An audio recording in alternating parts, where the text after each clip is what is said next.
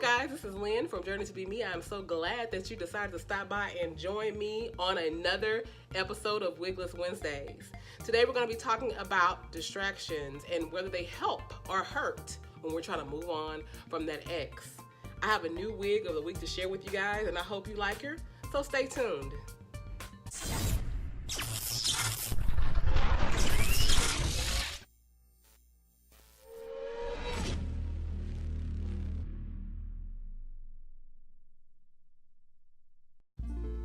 Hey guys, so I am back and this is the wig of the week. I have nicknamed this wig Lola, Lil Lola, as I like to refer to her. This is a Janet Collection wig and her actual name is Mommy, but like, that's not sexy. I don't know why they named this wig Mommy. I would have never chosen Mommy for a wig. Like, it's like naming a wig Granny. Like, what? Okay. Anyway, so this wig, I'm going to call her Lola, Lil Lola, because she is, you know, little sexy, little cute, little fly, you know, like the person that's wearing her right now. Okay. Anyway, so Lola is, to review her kind of briefly, it's a little tight, but like I've told you guys before, I have a massive size head. Well, not massive, but you know, wigs are snug on me. So if you combine the fact that this wig is a short wig and my head is a little larger and I have a lot of hair up under here, it's a little tight, to be honest. So this is an extremely cute wig. I love the finger wave pattern of it. I just think it's cute. However, it may not work for you. Like I say, it seems a lot of wigs that I try on. If you have a larger head, you may find yourself a little bit disappointed unless your hair is really, really short. Then I'm pretty sure you can get away with it. But like I said, try it out for yourself. I actually do like this wig. I like the cut of it. It is very cute, and the color, of course. I am a fan of burgundies. This is a burgundy wig. So if you'd like to try this wig out, again, it's a Janet Collection wig, and I do like her a whole hell of a lot. So we're going to be talking about distractions today, or distractions. Distracted by that D. I'm silly. Okay, so do distractions hurt or help? So I was talking to someone, my cousin, hey Bridget, and we were talking about the situation that I'm still currently trying to heal from. You guys, I've talked a lot about chocolate. I'm going to try to give him less and less energy as I continue to heal and grow and move forward. But we were talking about it, and you know, we were talking, she says, girl, you know what you need to do? And I was like, what? She's like, cousin, you told me this. And I was like, what? And she said, you know, find you somebody new. And I said, okay. She said, you know, you told me years ago that helps you get up an old man, like getting under a new man. And I just fell out laughing because I did tell her that, because I used to practice that. And, you know, sometimes it's just easier to hop into something new before you really process and deal with whatever that hurt and that pain is that entered your life when that person left. So sometimes it's just easier to just move on to the next one or move on to the next one, you know, before you really deal with the things that you need to deal with. And so I don't know if that is a good idea anymore. As I've grown and as I've matured in my life and in my own personal journey that I'm sharing with you guys here, I don't think that that's healthy to move on before you are really ready to move on. So there's a song that's out right now. It's by Ariana Grande, and I just love it. It's called Thank You Next, because I just love her as a singer in general. Now, her personality, you know, whatever. But I do like her talent.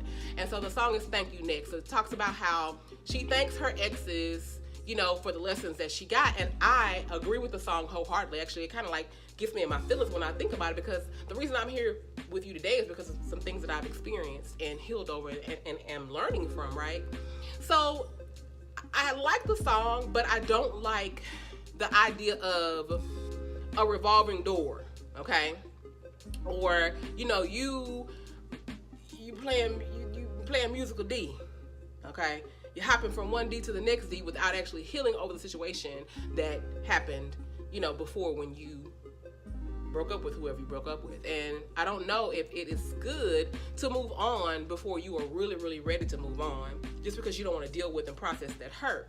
I think pain is useful, and I think pain helps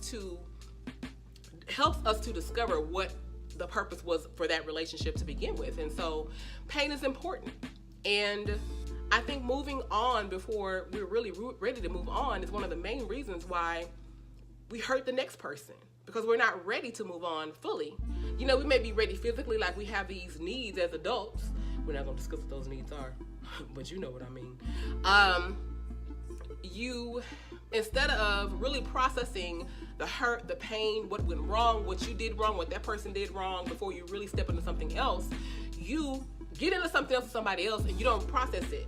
So it's like you just don't allow yourself to really heal. And at the end, that's why you hurt the next person, because you didn't get over the last person. So no, it is not good to have a revolving door to the cat or to play musical D, ladies or gentlemen, okay? It's not a good idea. You need to fully heal before you move on to the next person. I mean, I get it.